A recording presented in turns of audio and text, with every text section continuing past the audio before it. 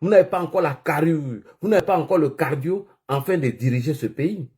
Voilà. Vous pensez qu'on va venir on va tout vous donner, comme vous a tout donné gratuitement? Non, monsieur Tidiane Thiam. Donc, arrêtez de tromper les Ivoiriens. Arrêtez de tromper les Africains. Nous ne sommes pas d'accord. On continue. Vas-y, Jean-Louis Billon. Du PDCI. Et puis, il y a un fait symbolique fort. Le président du parti, M. Tidiane Thiam lui-même, n'est pas présent à ce bureau politique. Il n'est pas présent. Je respecte son choix. Mais cette absence confirme que nous ne sommes pas dans les conditions d'un dialogue vrai, apaisé, loyal. Merci beaucoup. Ton absence à la convention montre déjà que vous n'êtes pas dans une dynamique de dialogue. Toujours tu parles de dialogue. Pourquoi le dialogue ne vous a pas permis de régler le problème de Dame Yapo? Pourquoi le dialogue interne ne vous a pas permis de régler le cas de M. Jean-Louis Billon? Est-ce que c'est nous, on est sortis avec vos problèmes dehors? C'est vous-même? Parce qu'il y a eu division chez vous. Voilà, on continue. Il ne peut y avoir de débat constructif quand le dialogue est remplacé par le silence d'en haut et le tumulte en bas. Voilà. Alors je vous parle, non pas en homme en colère, mais en militant lucide et profondément attaché à l'unité de notre grande famille politique. Je rappelle ici, avec calme, mais avec fermeté, notre parti n'a pas tenu de congrès depuis plus de 10 ans. T'as vu? C'est une entorse grave à nos statuts. C'est une blessure pour notre démocratie interne. Et c'est aussi un danger pour l'avenir. Nous ne pourrons pas construire la paix et la victoire sur la peur et les raccourcis. Oui. Nous avons besoin de vérité. Nous avons besoin de vérité. Nous avons besoin de courage. Et nous avons besoin de respecter les règles que nous nous sommes données. Vous avez besoin de respecter les règles que vous-même vous êtes données. C'est-à-dire que les règles même que vous êtes données au sein de votre parti politique, mais vous ne les respectez pas. Et vous voulez dire aux gens que oui, ils ont instrumentalisé la justice. Arrêtez de vous foutre des gens. OK? On continue. Je ne suis pas l'ennemi de mon parti. Oui. Je ne suis pas l'adversaire de qui que ce soit. Je suis le fils d'un parti que j'aime profondément et pour lequel je me battrai toujours avec dignité. Aujourd'hui, je choisis de ne pas me rendre physiquement au bureau politique. Voilà. Parce que l'autre n'est pas battu. Je ne me tais pas. Il ne se tait pas. Je prends la parole avec respect et conviction. Les gars, s'il vous plaît, tapotez. Vous êtes à 30 000 tapotages. La partie où la vidéo même serait intéressante, on arrive là-bas. Tapotez, les gars. Vous êtes plus de 600 personnes. Tapotez. Ah, tapotez, s'il vous plaît. Pour vous dire que l'avenir du PDCI ne se construira pas sans la base. Voilà. La convention que nous attendons doit être précédée d'un congrès légitime. Merci beaucoup. La convention qu'on attend doit être précédée par un congrès légitime. Déjà même, on conteste ton élection à la tête du PDCI. Parce qu'eux-mêmes le disent que vous n'avez pas respecté les tests. Et au risque de me répéter, votre député corrompu là, est venu dire ici que pour être candidat à la convention, au congrès, il faut avoir 10 ans de bureau, 10 années de bureau continu ou bien quoi. Et 10 années de cotisation. Mais vous n'avez pas respecté ça. Donc, si on vous met à la tête du PDCI, alors tous ces problèmes vont revenir. Ouais, tapotez s'il vous plaît. Sinon, quand le truc va sauter, moi, je ne vais pas revenir. Hein. Voilà, il est presque 2 heures. Les parties où ça devient intéressant, nous allons arriver là-bas. On y va, M. Jean-Louis Billon. Tapotez, les gars. On doit être à 100 000 tapotages. Pas pour bloquer, mais pour que chacun se sente entendu, représenté. Car ce que nous voulons tous, ce n'est pas la division. Pas la division. Ce n'est pas la haine. C'est la victoire en 2025. Voilà. Et cette victoire ne sera possible que si nous restons fidèles à ce que nous sommes. Le parti du dialogue, de l'unité et de la paix. Je resterai fidèle à mon engagement, fidèle au PDCI et fidèle à la Côte d'Ivoire. Merci beaucoup. Donc, voici ici les déclarations de Jean-Louis Billon qui d'abord dénonce votre élection à la tête du PDCI et qui dénonce aussi la convention qui a eu lieu pour te choisir comme candidat alors que tu étais absent. Monsieur Tidiane Thiam, moi je dirais que vous êtes un lâche. Excusez-moi, le mot est fort, mais vous êtes un lâche. Et vous êtes un opportuniste, vous êtes un menteur. Alors, donc quand vous dites que vous avez été élu à la tête du PDCI, alors voici vos compatriotes, Jean-Luc Billon qui dénonce, qui dit que les conditions même n'ont pas été respectées avant d'être à la tête de ce PDCI. Et lors de la convention, vous étiez absent, vous n'étiez pas là, et qu'il y avait des problèmes internes, et il demandait à ce que vous vous asseyez et vous en discutez. Vous n'avez pas fait. Donc, on va venir sur le deuxième sujet, puisque c'est les deux thèmes que j'ai pris. Dans le deuxième thème que je vais vous présenter, M. Tidiane Thiam dit qu'il y a eu des attaques contre sa personne, des attaques injustifiées contre sa personne, un acharnement contre lui en allant lui contester sa nationalité. Tidiane Thiam dit qu'il y a eu un acharnement contre lui, contre sa nationalité. Monsieur Tidiane Thiam, vous ne pouvez... Attendez. Vous ne devez même pas dire ce genre de trucs. C'est grave. C'est ce que vous dites. Tout ça dans le but de se victimiser. Monsieur Tidiane Thiam fait croire que le pouvoir en place s'est tellement acharné contre lui, contre sa nationalité, et il y a eu des attaques injustifiées contre lui. Monsieur Tidiane Thiam, vraiment je tombe de nuit. Est-ce que vous connaissez un acharnement contre la nationalité de quelqu'un? Est-ce que ce que Tidiane Thiam dit, il entend? Parce que M. Tidiane Thiam était dans ce pays où la maman d'Alassane Ouattara a été interrogée par la police sous le régime d'Henri Konan Bédié, alors qu'il était là. Mais Thiam n'a rien dit du tout. C'est ça qu'on appelle acharnement contre la nationalité de quelqu'un. M. Tidiane Thiam était dans ce pays où Henri Konan Bédié a taillé la constitution sur mesure, le code électoral sur mesure, afin de cater Alassane Ouattara. Nous n'avons pas vu une déclaration d'Alassane Ouattara ici en train de se victimiser. M. Tidiane Thiam était dans ce pays où Henri Konan Bédié et le PDCI RDA ont lancé un mandat d'arrêt contre Alassane Ouattara pour faux usage de faux. Toi, tu peux venir nous parler d'acharnement sur ta nationalité? C'est toi qui nous as menti ici pour dire que tu étais exclusivement ivoirien. Et le 17 janvier, Soumaïla Bredoumi est venu confirmer. 2 semaines après, Atu Banga dit c'est faux, que tu n'as pas renoncé à cette nationalité. Et voilà comment toi-même tu viens 5 jours après pour dire que tu renonces à cette nationalité. Est-ce que tu t'entends parler, M. Tidiane Thiam? Est-ce que dans ton youkuri là, ça sonne bien? Arrête de te foutre de nous. Nous ne sommes pas responsables de tes bêtises et tes imbécilités et tes conneries. Voilà pourquoi moi, je ne veux même pas qu'on me nomme quelque part. Paye ici bien là. Cher cas du RHDP, ne me nommez pas quelque part. Je suis bien ici pour recadrer des menteurs qui veulent se victimiser aujourd'hui en faisant croire qu'il y a un acharnement contre lui, sa personne, et un acharnement contre sa nationalité. Tout le monde peut dire ça sauf Tidiane Thiam. Oui, je peux accepter que Henri Konan Bédié, que les autres leaders des partis politiques le disent, mais pas lui. Lui, il a mangé, et il mangeait à Bédié, et puis Bédié faisait tout. Il n'a rien dit du tout. Toi, tu vas venir parler de ça?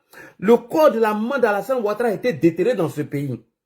Qu'est-ce qu'il voulait aller faire avec ce corps? Il voulait aller faire un test d'ADN afin de prouver la nationalité d'Alassane Ouattara. Est-ce que toi, tu connais acharnement même sur la nationalité de quelqu'un? Est-ce que tu t'entends parler? Est-ce que toi, tu t'entends parler? Un opportuniste hors pair, quelqu'un qui n'a jamais rendu de service à la Côte d'Ivoire, quelqu'un qui n'a jamais scolarisé un enfant en Côte d'Ivoire. Thiam ne paye pas des taxes des impôts en Côte d'Ivoire. Qu'est-ce que tu apportes à la Côte d'Ivoire, M. Tidiane Thiam?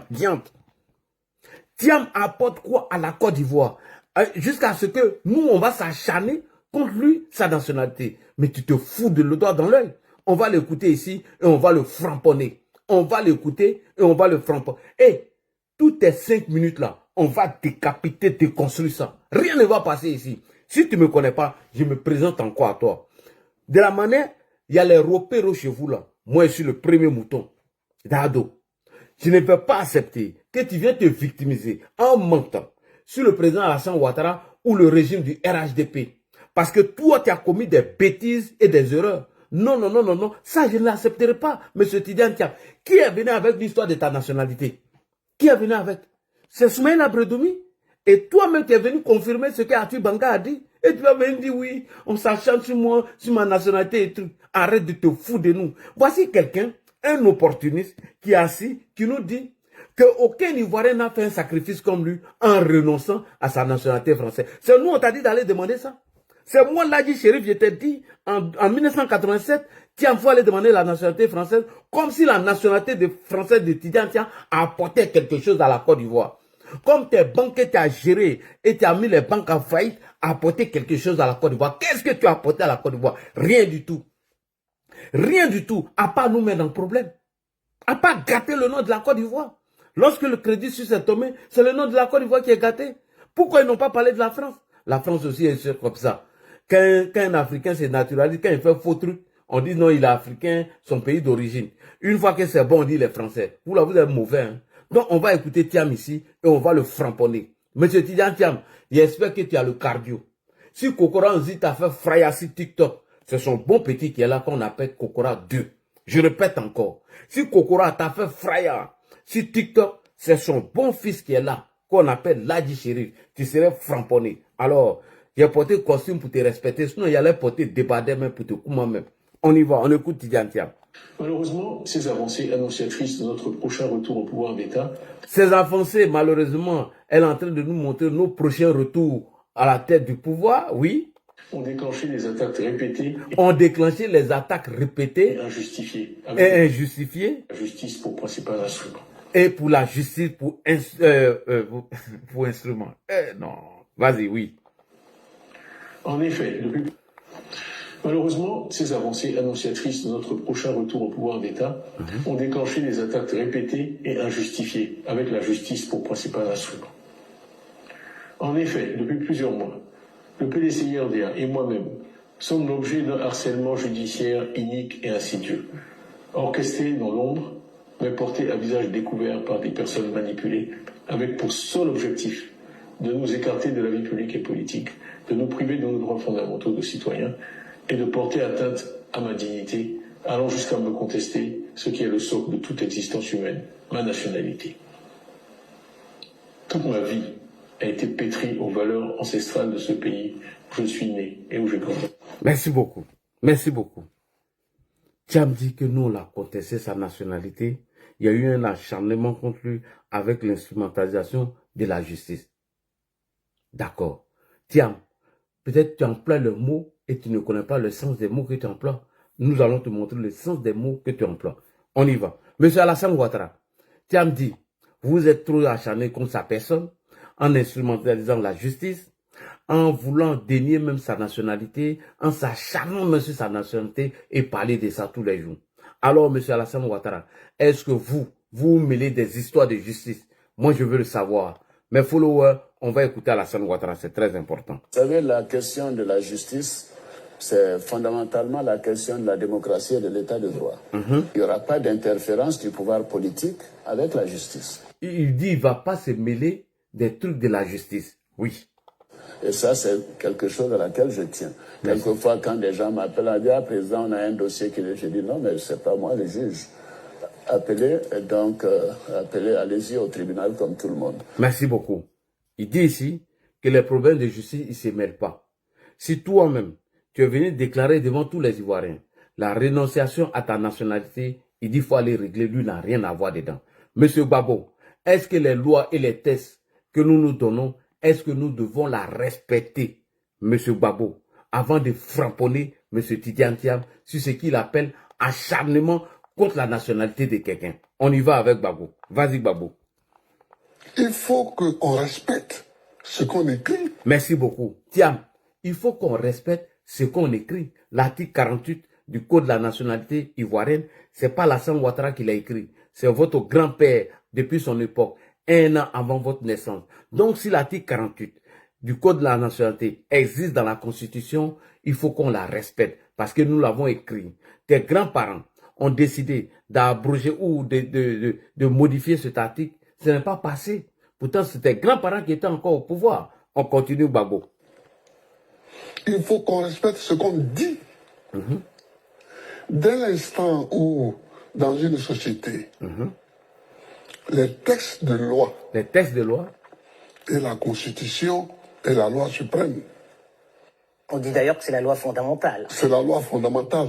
Les textes de loi qui régissent les rapports entre les citoyens disent une chose, il faut qu'on se conforme. Voilà, les textes de loi qui conforment les Ivoiriens disent quelque chose, il faut qu'on l'accepte. Mais pourquoi Thiam ne l'accepte pas aujourd'hui? On continue.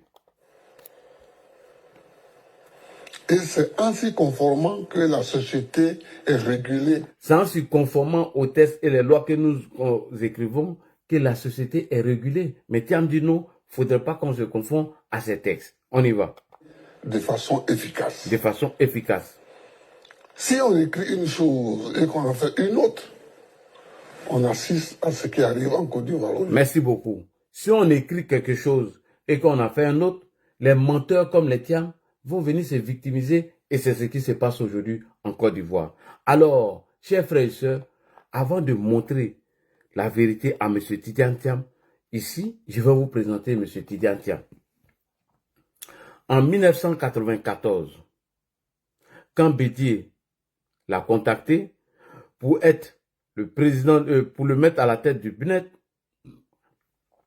M. Tidiane Thiam explique comment Bédié l'a contacté pour le nommer en 1994 par décret présidentiel à la tête du BNET. On va écouter ça maintenant et on va venir nous framponner. On l'écoute, M. Tidiane Thiam. Tidiane Thiam, vous parliez donc du président Bédié. Quelle était la proximité dont vous bénéficiez du président Bédié? À quel moment vous vous rencontrez? Capotez les gars. Que vous deviez plus tard son ministre. Écoutez, la chose commence. Oui.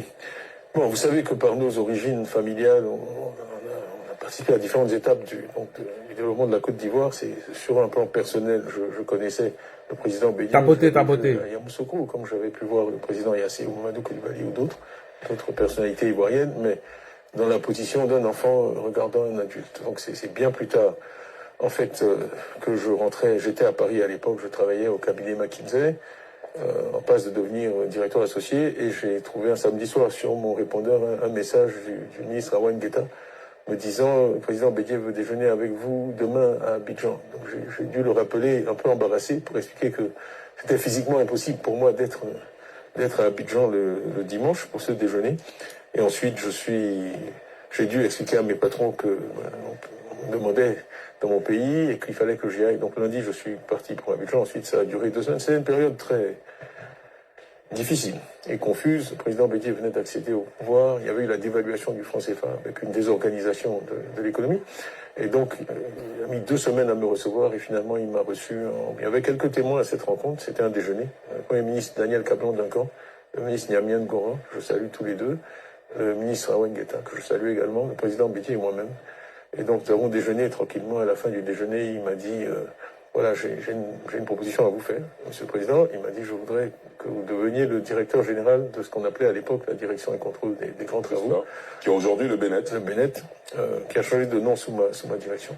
Et donc, il m'a dit, ça c'est un peu plus drôle, parce que c'est quelque chose qu'il faut savoir de lui. C'était quelqu'un qui avait un sens de l'humour assez fin et qui n'est pas évident au premier abord. Et il m'a dit, écoutez, de toute façon, je veux que vous me donniez une réponse immédiatement et sans condition. Et il a dit, ce n'est pas la peine de me dire que vous allez consulter votre épouse avant de me donner une réponse. Donc, en souriant, je lui ai dit, écoutez, monsieur le président, moi, si le pays a besoin de moi, je n'ai jamais manqué de répondre à un Vous n'avez pas hésité un seul instant? Je n'ai pas hésité. J'étais terrifié. J'étais terrifié parce que je savais que c'était... C'était une sorte d'injonction. C'était un rôle. Mais vraiment, c'est plutôt dans mon tempérament de répondre à un appel pareil, par patriotisme, par attachement au pays, auquel je devais beaucoup. Donc, je me devais d'essayer. Et je lui ai répondu oui. Donc, il m'a dit, va mettre de l'ordre dans tes affaires. Dans 15 jours, je te nomme au Conseil des ministres. Et donc, le 20 avril 1994, j'étais de retour à Abidjan pour être nommé directeur général de la direction et contrôle des grands travaux. Ok. Ce qui veut dire que Thiam était là lorsque le PDCI, à l'époque, s'acharnait contre la nationalité du président Alassane Ouattara. Ce qui veut dire que Thiam mangeait avec Henri Konan Bédié lorsqu'on prenait le code électoral pour écarter Alassane Ouattara à la course de la présidentielle. Thiam était là lorsqu'on lançait un mandat d'arrêt contre Alassane Ouattara pour faux usage de faux. Thiam était là lorsque la maman du président Alassane Ouattara, Diante, a été humiliée par la police de Henri Konan Bédié. Tiam, est-ce que toi, tu connais acharnement sur nationalité? Tidiane Thiam était là, il mangeait avec Bédié. Lorsque Henri Konan Bédié, son régime, envoie des policiers, afin d'aller dire à notre grand-mère ce qui n'est pas, qu'elle réunit son fils, parce qu'on ne voulait pas voir son fils. Thiam était là, il n'y a pas plus déshonneur que ça. Mais il n'a jamais dénoncé. Thiam, voilà ce que je vais venir te présenter. J'appelle ici le ministre Amontano. Monsieur le ministre Amontano, vous étiez là et vous avez insisté à ces événements honteux sous le régime barbare de M. Henri Konan Bédié. Et pendant ce temps, le choco du PDCI, le menteur du PDCI, le petit opportuniste, le petit aventurier, le manipulateur du PDCI était là. Et c'est lui aujourd'hui qui veut nous parler d'acharnement sur nationalité. Là où on fait asseoir nos mamans et on lui dit qu'elle n'a qu'à dire ce qui n'est pas. Elle n'a qu'à régner son fils. Ça veut dire qu'elle n'a pas eu son fils avec son père. Mais M. Tidiane Thiam, Alassane Ouattara a pardonné à cela. Toi, un opportuniste qui a regardé tes intérêts personnels et tu allais te naturaliser français et te frapper par le code de la nationalité à son article 48 et que Soumaïla Bredoumi vient déclencher cette affaire. 2 semaines plus tard, monsieur Atu Banga vient dire c'est faux que vous n'avez pas renoncé à cette nationalité. 5 jours après, toi-même tu viens renoncer à cette nationalité et tu nous parles d'acharnement sur ta nationalité. Tidiane Thiam, il faut nous respecter. On va interroger l'histoire. Il faut respecter les Ivoiriens. Monsieur Amontano, on y va. Il a été framponné tous les jours. On écoute Amontano. Le président, il a une capacité à pardonner. Je ne dirais pas que peu d'hommes politiques ont, que peu d'hommes ont. Merci. Je vais vous donner 2 exemples. 2 exemples, vas-y. Ta maman a été interrogée par la police quand il était directeur général adjoint au Fonds monétaire international. J'avais mes bureaux aux 2 plateaux. Point. C'est sous quel régime la maman du président Alassane Ouattara a été interrogée par la police? C'est sur le régime PDCI d'Henri Konan Bédié, alors que Thiam travaillait avec lui. En ce moment, Thiam mangeait avec ses 2 mains. En ce moment, Thiam n'était plus ivoirien. En ce moment, il mangeait avec Bédié et il n'était plus ivoirien. Mais Thiam n'a pas pris la peine d'appeler le président Henri Konan Bédié en lui disant « Ce que vous faites n'est pas bien. À cause d'une histoire de nationalité, vous ne pouvez pas humilier la maman d'Alassane Ouattara. » Mais il était assis là comme un opportuniste, comme un gros paresseux, comme un vaurien en train de manger. Et ça ne lui dirait rien. C'est lui aujourd'hui qui veut nous parler d'acharnement sur nationalité. Non, Thiam, toi tu es mal placé pour le dire. Non, non, non. Tout le monde peut parler de ça, sauf toi, Thiam. Parce que tu as participé à cela et tu étais d'accord avec ça. On y va. Monsieur Amontano, tu as la parole. Nous n'allons pas laisser passer le mensonge. Non, non, non, non, non. Moi, je ne fais pas communication de bureau. Quand il ment, moi, je sors la vérité. On y va, monsieur Amontano. Et j'apprends qu'on envoie à sa mère 3 policiers. 3 policiers. Je ne sais pas pourquoi. Je suis à 5 minutes. J'arrive, la maman est seule sur la terrasse. J'arrive avant les policiers, je les accueille. Et je demande à assister à l'interrogatoire pour être juste à côté d'elle et qu'elle ait une présence familière à ses côtés. Parce que j'étais familier de la maman. Il refuse. Il refuse. Tiens, est-ce que toi, tu as traversé les 3 cas d'Alassane Ouattara? Il faut la fermer à un moment donné. Ta bouche, ta vilaine bouche de merde là, il faut la fermer. Henri Konan Bédié envoie 3 policiers chez la maman d'Alassane Ouattara. Tellement il s'acharne sur la nationalité d'Alassane Ouattara. Il veut venir forcément, il se rend chez la vieille. On veut lui obliger à dire ce qui n'est pas. Monsieur Amontano se rend là-bas. Comme il fait partie de la famille, il demande à assister à cet interrogatoire. On lui dit non. On laisse la pauvre vieille, on l'a torturée, la stressée. tellement torturé et stressé. J'ai eu les larmes aux yeux lorsqu'il rencontrait cette histoire. Toi, ta maman n'a pas eu le cas, ni ton père. C'est toi qui vas venir nous parler aujourd'hui d'acharnement sur la nationalité, d'instrumentalisation de la justice. Est-ce que ça va dans ta tête là? Est-ce que ta tête là, ça va bien dedans? Toi, un opportuniste, toi, un menteur qui a posé un acte volontaire pour tes besoins personnels. Et pendant 23 ans, tu ne t'es pas rappelé de ce pays. Et comme tout est sécurisé, tout est bon maintenant par Alassane Ouattara, tu décides d'y revenir et tu ne remplis pas les conditions, tu vas mentir aux gens et tu es frappé par la loi. Et c'est toi qui vas venir nous parler de quoi? De quoi tu vas venir nous parler? D'instrumentalisation de la justice, d'acharnement contre ta personne, contre ta nationalité. Mais Tidiane Thiam, il faut que tu arrêtes à un moment donné. Tu es très impoli. Il faut arrêter. Ici, Amontano explique que sur le régime barbare du dictateur Henri Konan Bédié, dont tu mangeais avec lui, a envoyé 3 policiers pour se rendre chez la maman du président Alassane Ouattara, afin de l'interroger, voir si c'est son fils qui est Alassane Ouattara. Ça, c'est une humiliation. Moi, tu ne peux pas faire ça à ma maman et puis elle pardonne. Jamais de la vie. Jamais. Tiens, il ne faut pas nous énerver. Il ne faut pas nous amener à dire ce qu'on n'a pas envie de dire. Il ne faut pas nous amener à dire ce qu'on n'a pas envie de dire. Que oui, j'ai fait une déclaration pour renoncer au parti du PDC. Si tu as démissionné, il faut la fermer. Laisse-nous parler, M. Tidiane Thiam. On y va. On y va.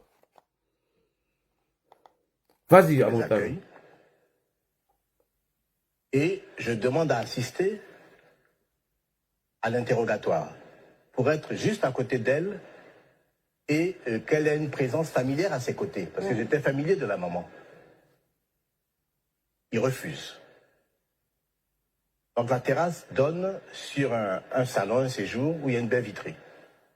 Je me retire au salon et j'assiste à travers la baie vitrée, mais je n'entends rien. Mais à quoi soumettons cette femme? On essaye de lui faire dire que son fils n'est pas son fils. Vous connaissez cette histoire? Et qui fait ça? C'est le régime d'Henri Konan Bédié. Dit à la vieille de dire qu'Alassane Ouattara n'est pas son fils. Non, monsieur Thiam, de quoi parle l'auteur? Tiens, si tu veux te victimiser, il faut te victimiser. Il faut nous laisser tranquilles. Il ne faut pas nous faire réveiller les vieux dossiers.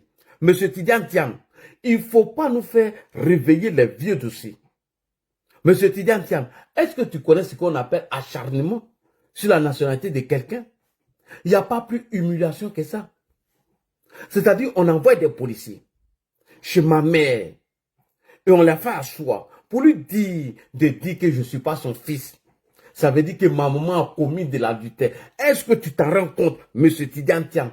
Et ça a été fait par Henri Konan Bédié. Et toi, Tidiane Thiam, tu étais avec lui. Vous avez mangé ensemble. Vous êtes comptable de ce qui est arrivé à Alassane Ouattara. Dieu ne fait rien au hasard. Mais Tidiane Thiam, tu es resté silencieux. Tu ne l'as jamais dénoncé. Et tu n'as jamais parlé. Tu as fermé ta sale bouche. Et tu n'as rien dit. Parce que ça t'arrangeait. Ça a été fait par qui? Par le PDCI RDA de Henri Konan Bédié. Et mieux, vous avez lancé un mandat d'arrêt contre lui, sous prétexte qu'il aurait fait un faux usage de faux sur nationalité. Tout le monde peut parler mal d'Alassane Ouattara sous vous. Vous, PDCI, vous êtes des ingrats. Vous, les gens du PDCI de Daokro, vous êtes des ingrats. Thiam, tu es un ingrat. Il faut le reconnaître. Et le ministre Touré Mamadou avait raison. Que c'est la face cachée de Thiam qu'on voit, qu'il suffit de gratter que vous allez voir la vraie face qui est derrière. Toi, tu peux venir te victimiser aujourd'hui, Thiam, après avoir fini d'assister à tout ce que vous avez fait à la maman d'Alassane Ouattara. Non, Thiam, tu es mal placé pour le dire. On continue. Et ça continue jusqu'à Laurent Gbagbo. Vas-y, monsieur Amontano. Est-ce que beaucoup d'entre nous auraient pardonné ce fait-là? Qu'on ait pendant plus d'1 heure interrogé votre maman, la perturber, pour essayer de lui faire dire ce qui n'est pas. Est-ce que